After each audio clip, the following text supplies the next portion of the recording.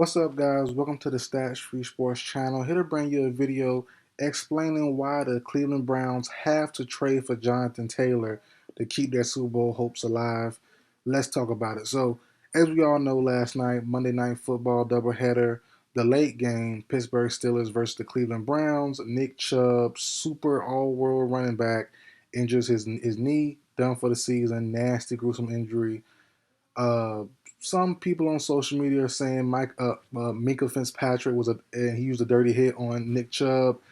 That's another video for another day. We'll talk about that probably later, maybe in a YouTube short. But as far as the Chubb injury goes, it was nasty. Same injury he had back in 2015, back when he was in Georgia. Tough news. And honestly, the Super Bowl hopes for the Browns could have went down in flames with Nick Chubb. And I have some personal investment in this Brown squad, especially for this year.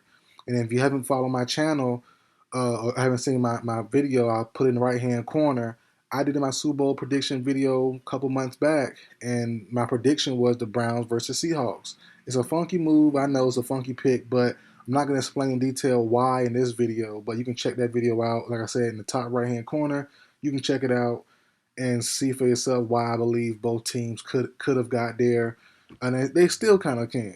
I believe my Seahawks. I'm a Falcons fan first, but I believe in the Seahawks. I believe in the Browns also.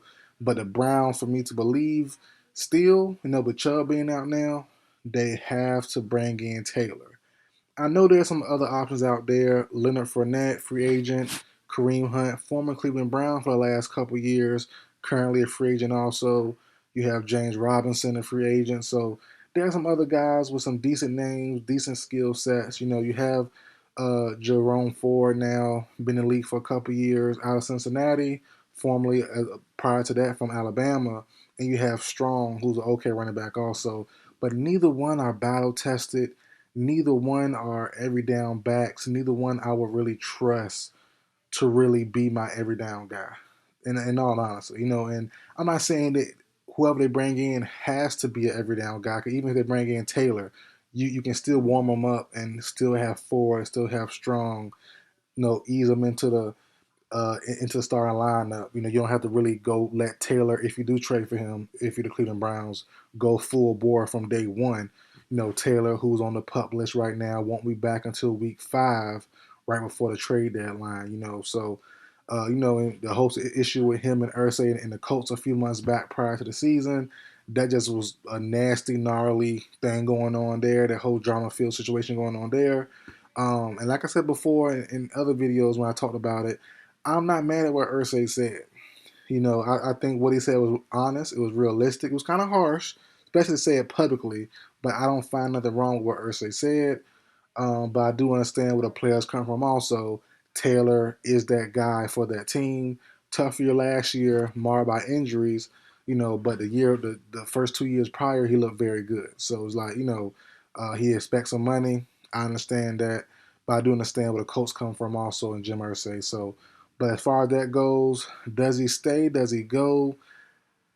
I don't know what it would cost for the Browns to get him. At first, definitely is wild to give up for the Browns because, in all honesty, if the Browns do trade for Taylor, it won't be for a long-term deal. It'll be for a 1-year rental, most likely. Chubb will be back next year, Lord willing. Nothing. There's no setbacks, nothing happens. So, Lord willing, Chubb be back next year. Taylor will be on another team. So the best thing I would do if I'm the Browns, I would go all in. I'm not gonna lie to you. I would make sure I need every test we got on Taylor. Y'all, the Colts have on Taylor. Give me everything. I need to make sure he's healthy as can be. That back won't be a problem.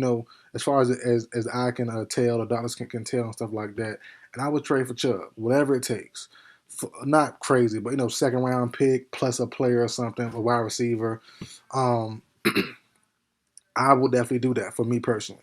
Just looking at the Browns and what they've done this offseason, the Browns gave up so much bread. They gave up, trade for Elijah Moore. They've made moves to win right now. And to let the Chubb injury derail the whole thing would just be a shame, just by bringing in someone who's decent and someone that's not as great, at least on the same level as a Nick Chubb. And Taylor 2 years ago was that. he was the best running back in the league by far. And Chubb was right around top four, top five also. So, if you can bank on Taylor, bank as much as you can because you can't control injuries and how life works. But if you're the Browns and you can bank on Taylor, get every medical test back that the Colts have, and get independent doctors also. If you can make sure Taylor is healthy as can be, and that back won't be a nuisance for the whole season, I would make that 1 year rental trade, second round pick, a player, probably a wide receiver, maybe even Elijah Moore. I'm not gonna lie to you, Donovan People Jones. I'm giving up something to get to get Jonathan Taylor. Kareem Hunt, they let him walk for a reason. James Robinson, he's been bouncing around for a reason. Who else? Leonard Fournette. He's been on the downslope for a reason. He's not been great the last couple years. Not since the Tampa Bay Super Bowl 2020. He hasn't really been awesome since. He's been solid. He's been serviceable, but hasn't really been great since. So it's like, you're banking on guys that's gonna be decent options, but you won't go for the home run. And I know the home run option is not feasible long term. You're giving up a player and a pick for someone who'll be there 1 year, and it might not even pan out.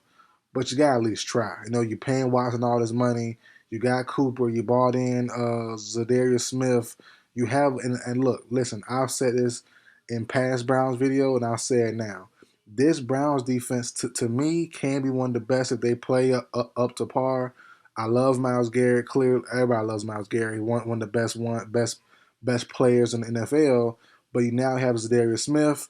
Denzel Ward, if he hustles and act right and plays up to his potential, his former Pro Bowl self, which he hasn't in a good little while. But if he can bring that back, JOK at linebacker, they have the slots. I mean, not slots, but the safeties, Grant Delpit and those boys. I like what the Browns have on both sides of the ball. I really, really do. That's why I had them as my pick for the last 2 years to go Super Bowl. I had them versus the Cowboys last year, and I have them versus the Seahawks this year. So I believe in the Browns. I'm not a Browns fan. I just really believe in Watson and the Browns so far through 2 games this season. Watson hasn't looked good.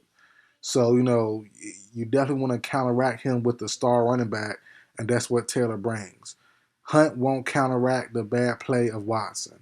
Fournette won't counteract it. James Robinson won't counter it. Um, who's the other guy named? James Robinson, Leonard Fournette, Kareem Hunt. Like, those guys will not counter the bad play so far. That probably will be the trend. It's trending towards that's what Watson is now. Just not a good quarterback. And you got him for the next couple of years with all that money, you're kind of stuck with him. So to counter what he brings to the table and his lack of ball skill that just disappeared the last couple of years, you have to bring in a guy that can be him. And Taylor is the only one available right now that can do that. And I just hope the Browns do what's necessary, do what's right, and bring them in and try to win this thing.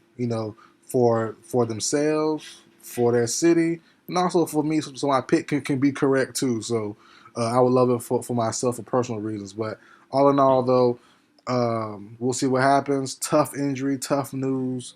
Because I really think that the Browns can be a dangerous team if given, health. And definitely the health failed them. The health test failed them when Nick Chubb went out yesterday. That was a brutal blow to Browns fans, to the whole team.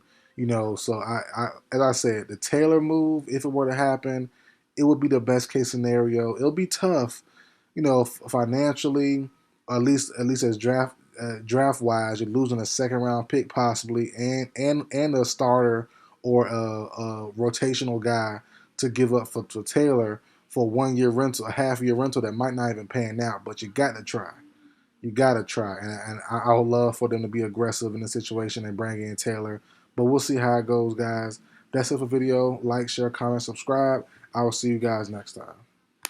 Just looking at the Browns and what they've done this offseason, the Browns gave up so much bread. They gave up trade for Elijah Moore. They've made moves to win right now, and to let the Chubb injury derail the whole thing would just be a shame.